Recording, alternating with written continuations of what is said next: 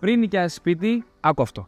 Πολλοί κοιτάνε το ενοίκιο, ειδικά τώρα που έχουν πάει στο Θεό, κοιτάνε το αν έχει Wi-Fi, οπτικές σύνες, αλλά κανείς πραγματικά δεν κοιτάει την ενεργειακή κλάση. Που άμα δεν την προσέξεις, μπορεί να σου βγει στο λογαριασμό ρεύματος, βεβαίως σε μαμέσχη, 50 και 100 ευρώ παραπάνω κάθε μήνα. Ισχύει full. Τι είναι όμως η ενεργειακή κλάση? Είναι μια κατάταξη από το α συν μέχρι το η, η οποία σου δείχνει το πόσο έξυπνο ή σπάτολο είναι το σπίτι σου.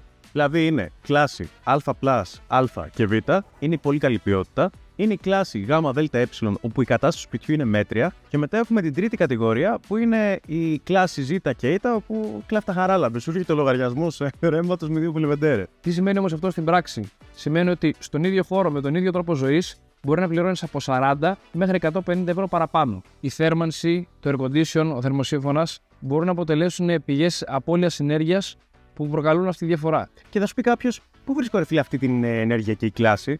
Στο ΠΑ. Το πιστοποιητικό ενεργειακής απόδοσης, το οποίο οφείλεται να είναι αναρτημένο σε κάθε αγγελία σπιτιού πριν το νοικιάσεις. Οπότε προσέξτε το.